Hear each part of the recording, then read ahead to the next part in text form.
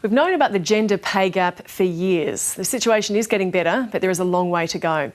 Women get paid less than their male colleagues, and according to new data, the gap widens as they age. This is because the majority of women don't work full-time throughout their careers, meaning they miss out on more senior, higher paid roles. The Workplace Gender Equality Agency has, for the first time, broken down the data by age. So let's have a look. Women aged 55 to 64 are most affected by the gap, earning 68 cents for every dollar a man earns.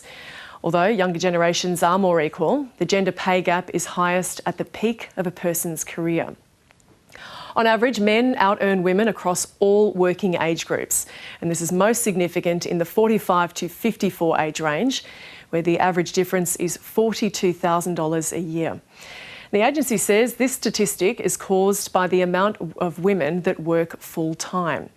At every age, less than 50% of all women are working full-time. And after 35, women are more than twice as likely as men to be working part-time or casually.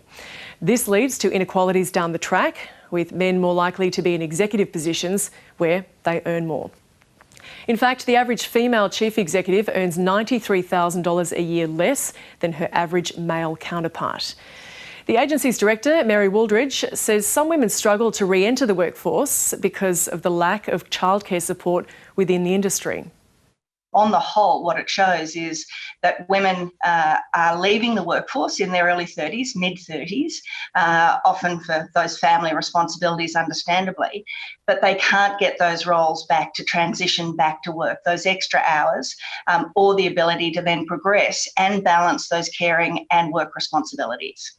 The WGEA recommends that with effective policies, workplaces can enable women to work full-time if they choose to. It also wants companies to make higher paid managerial roles accessible for those who work part-time. Senior business correspondent Peter Ryan explains. I've been covering this issue for some time over the last few years. It has gone a little bit quiet during the pandemic.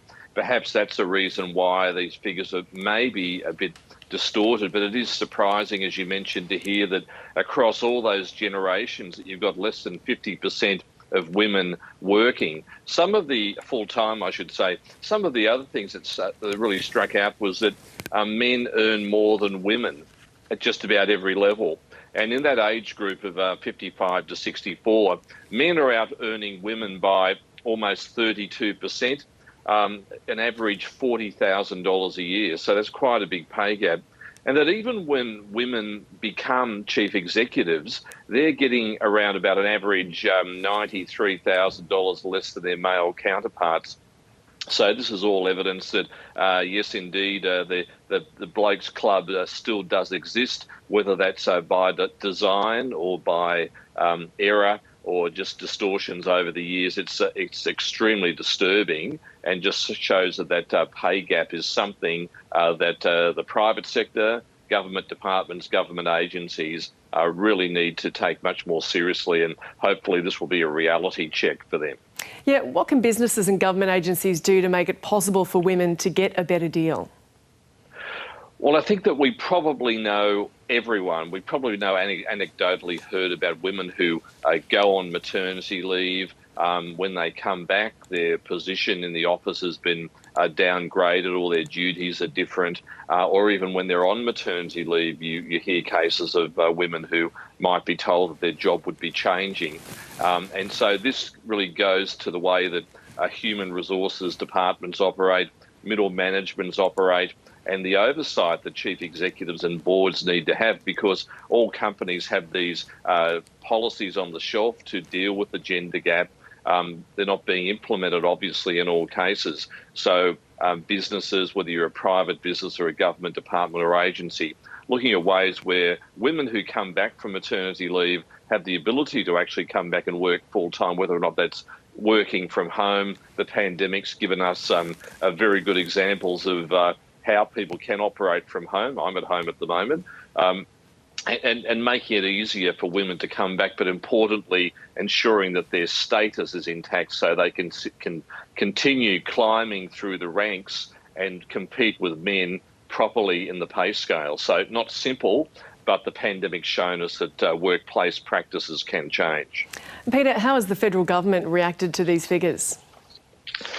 It's been interesting. The federal government, of course, has inherited this situation, not just from the previous coalition government, but from successive governments over the years, including Labor governments.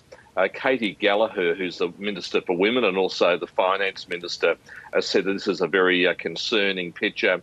There's significant work to do. The Albanese government's committed to closing the gender gap and working with the Fair Work Commission using the Fair Work Act to ensure that we get better pay equity and use mechanisms within the Fair Work Act where employers can at times be told to pay women properly and sort out underpayment. So it's a big concern for governments, and it's something that can't be put into the too hard train.